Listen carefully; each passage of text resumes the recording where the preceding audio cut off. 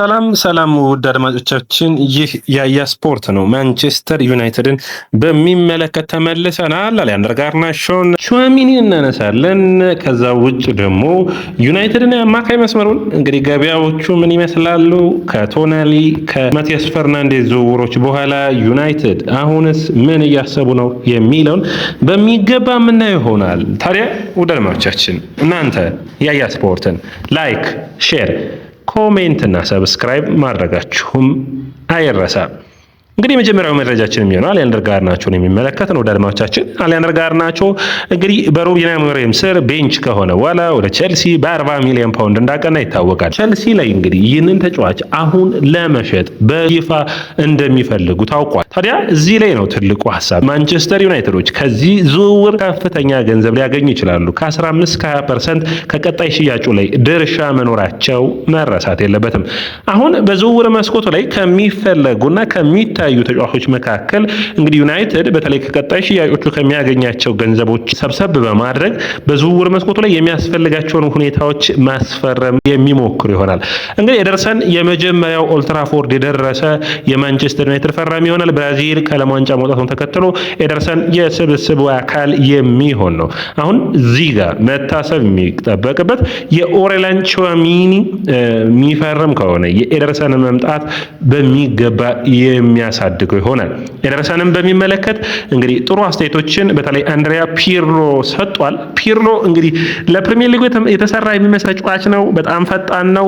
በተለይ ብዙ ኤሪያዎችን ማካለል የዩናይትድ አማካይ መስመር ውስጥ በተለይ ብዙውን ጊዜ ከኋላ ዲፕ ፕሌይንግ ሚድፊልደር ላይ የኩቢ ሜኖን ብቃት ብናደንቅም ዩናይትድ ይሄ ስፔሶችን መሸፈን የሚችለው ብሩኖ ፈርናንዴዝ አሁንም ጥሩ ቢሆንም መከላከሉ ላይ ግን ጥሩ የሆነ ስፔሶችን መሸፈን የሚችል ተጫዋችን ዩናይትዶች በሚገባ ይፈልጋሉ። ታዲያ እዚህ ላይ ነው ኤደርሰን ፊርማ ውጤታማ የሚሆነው። ከቤንች እየተነሳ በሚገባ ዩናይትድን የሚያግዝ ይሆናል። ወደ አድማጮቻችን ሌላኛው የሚሆነው የቹዋሚኒ ጉዳይ ምን ደረሰ የሚል ነው። ማድሪድ አሁንም ቢሆን በተለያዩ ዘገባዎች ቹዋሚኒ ሊለቅ የሚችልበት እድል እንዳለ መረጃዎቹ እየጠቆሙ ይገኛሉ። ነገር ግን ማድሪድ የሚፈልገው እስከ 85 ሚሊዮን ፓውንድ ነው። ዩናይትድ በኔ እይታ ይህንን ዋጋ ለቹዋሚኒ መክፈል የሚቸገር አይሆንም። ቹዋሚኒ በሪያል ማድሪድ የሚከፈለው 210,000 አካባቢ ነው ሳምንታዊ ደሞዙ። ዩናይትድ እስከ 250,000 ቢከፍል የሚያዋጣው ነው የሚሆነው። ምክንያቱም የካዝሜሮ የራሽፎርድ ሳምንታዊ ደሞዞች ዩናይትድ እንዲሁም ደግሞ የሳንቾም እንደተቀነሱ ይታወቃል። በአጠቃላይ ወደ 1 ሚሊዮን አካባቢ ሳምንታዊ ደሞዝ እንደቀነሱ ይታያል። ስለዚህ ዩናይትድ ከነዚህ ሁኔታዎች ላይ በሚገባ መጠቀም ይችላል። ዩናይትድ ታዲያ አሁን በሚገባ እያሰቡበት የሚገኙት ትክክለኛ ዋጋውን ማቅረብ ነው። መጀመሪያ ግን ማድሪድ ተጫዋቹን እንደሚለቀው ማወቅ ይፈልጋሉ። ሌሎች ቡድኖች ፉክክር ሊያደርጉ ይችላሉ ወይ? አዎ። ከዛ ፉክክርም ለመውጣት ከተጫዋቹና ከኤጀንቱ ጋር ንግግሮችን ጀምረዋል። አሁን ዩናይትዶች በተለይ ማድሪድ የሮድሪ ዝውውርና የማንቸስተር ሲቲን ሁኔታ እያጠና ነው የሚገኙ። ሮድሪን የሚያገኝ ከሆነ ማድሪድ ቹዋሚኒ ይለቃሉ። አድማጮቻችን ለሮድሪ ቦታን ስለሚፈልግ ለሮድሪ የሚያቀርበው ገንዘብ መኖሩ መረሳት የለበትም። ነገር ግን እችን ዝውውር አስቸጋሪ የሚያደርጋት ማን ነው? በእኔ እይታ ጆዜ ሞሪኒዮ ነው። ጆዜ ሞሪኒዮ በዚህ ሁኔታ ላይ እምነት ካለው በቹዋሚኒ ላይ ተጫዋቹ እንዳይለቅ ያደርገዋል። ይህ ትልቁ ችግር የሚሆን ይመስለኛል። ወደ አድማጮቻችን እንዴት ታዩታላችሁ እናንተ የቹዋሚኒን ዝውውር? በኔ እይታ ቹዋሚኒን ካገኘ ማንቸስተር ዩናይትድ የአማካይ መስመሩ ላይ በቃ የተሟላ ቡድን ነው የሚሆነው። ቅርጽ ያለው በኔ እይታ አርሰናል ስትሉ ባለፉት ዓመታቶች ለዋንጫ ሲፎካከር የዲክላን ራይስ ሚና ዝቅ የምታደርጉት አይደለም አይደል? አምና ሊቨርፑል ሸርተት ያለው እኮ ከአማካይ መስመሩ ላይ ቦልድ ሆኖ መውጣት የሚችል ጥሩ ፐርፎርማንስ ያለው ምንም ጥያቄ የሌለው በዚህ የአማካይ መስመር ውስጥ ባለፉት ዓመታቶች የማንቸስተር ሲቲ ውጤት ውስጥ የሮድሪ ሚና መተኪያ የሌለው እንደነበር ነው። ማንቸስተር ዩናይትድን ባለፉት ዓመታቶች እንኳን ውጤታማ ጊዜውን ሲታሰብ ያ የፖል ስኮልስ እንዲሁም የማይክል ካሪክ የአማካይ መስመር ላይ የሚረሳ አልነበረም። ሮይ ኪንን መጥቀስ የሚቻል ይሆናል ብዬ አስባለሁ። ታዲያ ዩናይትዶች በባለፉት ጊዜያቶች ያመለጧቸው ተጫዋቾች አንደኛው ሶስቱም ተጫዋቾች ማለት ነው ማቲያስ ፈርናንዴዝ እንዲሁም ደግሞ አንደርሰንም ከዛ ውጭ ቶናሊም ሲያልፏቸው ዝም ብሏል። ይሄኛው ግን ኢሊት የሚባል ዩናይትድን ወደ ሌላ ከፍታ ከፍ የሚያደርግ ነው። በኔ እይታ ቹዋሚኒ ተመራጭ ነው። ይህንን ተጫዋች ታዲያ ዩናይትዶች ለማስፈረም ራሳቸውን እንደቀጠሉ ነው። ከጀርባ በሚገባ እየሰሩ እንዳሉ ብዙ የመገናኛ ብዙሃን እየዘገቡ ይገኛሉ። ወደ አድማጮቻችን ዩናይትድ ታዲያ በዚህ የዝውውር መስኮት ላይ በተለይ ደግሞ የማኑኤል ኡጋርቲን መጎዳት ተከትሎ ኡጋርቴ ሴል ነው የሚቀጥሉት ጊዜያቶች ስብስብ ውስጥ ላይኖር ይችላል። ታዲያ ማለትም ለአንድ ዓመት ያክል የሚርቅበት እድል ሰፊ ነው የሚሆነው። ታዲያ ይህንን በሚመለከት ደሞዙን ፊፋ ነው የሚሸፍነው። ታዲያ ዩናይትዶች የሚያስፈልጋቸው 6 ቁጥር ያስፈልጋቸዋል። ዩናይትድ አሁን የ6 ቁጥር ቦታ ላይ የሚጫወት ተጫዋች የላቸውም። ነገር ግን የተለያዩ የተጫዋቾችን ፕሮፋይልም በሚገባ እያዩ ይገኛሉ።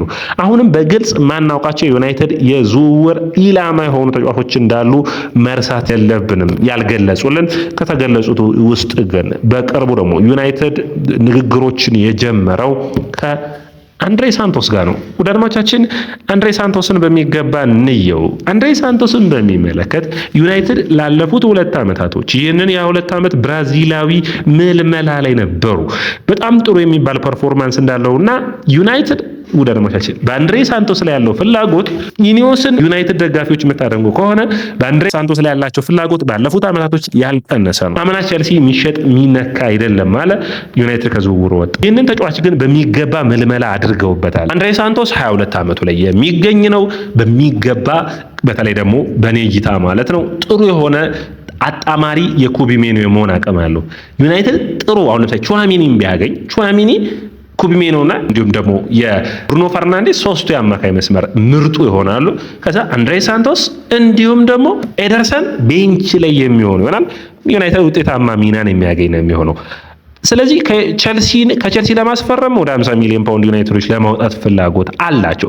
ቸልሲ ተጫዋቹን የመልቀቅ ፍላጎት አለው። እንግዲህ አምና 27 የእንግሊዝ ፕሪሚየር ሊግ ጨዋታዎች ላይ ተሰልፎ 1 ጎሎችን ማድረግ ችሏል። በተለይ የሊግሱ ጨዋታ የሚረሳ አልነበረም። በጣም አስደናቂ ብቃት እንደነበረው ነው። አንድሬ ሳንቶስን ስናነሳ በፓስ አኩሬሲ ረገድ 90% ላይ ነው። ጥሩ የፓስ አኩሬሲ ያለው ዲፌንሲቭ በመከላከል ረገድ በጣም ጥሩ የሚባል ነው። የአንድ ለአንድ ግንኙነቶቹና የማቆም ብቃቱ ጥሩ የሚባል ነው። ጠንካራ ሰራተኛ ነው። ብዙ ሂደቶችን ማሸነፍ አቅም አለው። ነገር ግን የማጥቃት አውትፑቱ ደካማ የሚባል ነው። በሊግ 1 ግን በሊየምሰር በስትራስቡርግ ምርጥ ፐርፎርማንሱን አሳይቷል። ክሬቲቪቲ ላይም በጣም ጥሩ የሚባል ነው። ወደ አድማጮቻችን ይህ ተጫዋች በጣም አስደናቂ ፐርፎርማንስ ያለው አቅም ነው። በታዳጊ ቡድን ውስጥ ያየ ነው። አሁን ያንን በስትራስቡርግ ያየ ነው በፕሪሚየር ሊጉ መተግበር ይችላል ወይ የሚል ነው። በፓስ ረገድ ጥሩ የሚባል ነው። እንግዲህ መሻሻል የሚጠበቅባቸው ነገሮች ግን ይኖሩታል። ገና ሮው የምትሉት ነው። ዩናይትድ ትንሽ 1 ዓመት 2 ዓመት ምናምን በኋላ ነው ውጤታማ ተጫዋች የመሆን እድል ያለው። ስለዚህ ቤንች ብታደርገው በሚገባ ሽፋኖችን መስጠት የሚችል ነው። ሌላኛው ስካትን የሚመለከት ነው። ዩናይትድ በሚገባ ተጫዋቹ ጋር ንግግርን አድርገዋል። ነገር ግን አስቸጋሪ ያደረገው ይህንን ተጫዋች በሚመለከቱ ደድማቻችን ምን ውሳኔ ላይ ዩናይትድ ይደርሳል የሚለው ነው። ስካት ተመራጭ ተጫዋች ነው። በጣም በዩናይትዶች ዘንድ በከፍተኛ ሁኔታ ከሚፈለጉ ተጫዋቾች መካከል አንዱ ነው። አስቸጋሪው ሁኔታ ግን እዚሁ ጋር አብሮ የሚነሳው የበርንማውዝ ለመሸጥ አለመፈለግ በአርሰናልና በማንቸስተር ሲቲም ተጫዋች የመፈለጉ ጉዳይ ነው። ማንቸስተር ዩናይትዶች የራሽፎርድን ጉዳይ ፈጠን አድርገው መጨረስ ይፈልጋሉ። ከዛ በመቀጠል ያንን መስመር በሚመለከት ዩናይትድ የግራ መስመሩ ለማጠናከር ይፈልጋሉ። ከነዛ ተጫዋቾች መካከል ባለፉት እንዳነሳ ነው የሰርምቪል የዩናይትድ ተመራጭ ተጫዋቾች መካከል አንዱ ነው። ዩናይትዶች ከራሽፎርድ የደሞዝ እንዲሁም ከዝውውር በሚያገኙት የሰርምቪልን በቀላሉ የማስፈረም እድልን ይሰጣቸው። ይህ ማለት የሰርሜቪል መፈረሙ ደለማዎቻችን በቀጥታ አጥቂ መስመሩ ላይ ሰርሜቪልና ማቲያስ ኩኛ የግራ መስመሩን ሚይዙ ይሆናል። የዩናይትድን ማጥቃት በሚገባ ያሻሽሏል። በዝውውሮቹ መጨረሻ ላይ ዘርክዚ የሚለቅ ከሆነ የተሻለ ተጫዋችን በአጥቂ መስመር ላይ የዘርክዚን ተተኪ ነው ይሆናል ብለው የሚፈልጉትን የሚያስፈርሙ ይሆናል። ወደ አድማቻችን እንግዲህ ዩናይትድ በዝውውር መስኮት ላይ አሁን ብቁ የሆነ ከሁለቱ የአማካኝ ቦታ ውስጥ እንግዲህ አንድ ተጫዋች ብቻ ነው ያለው።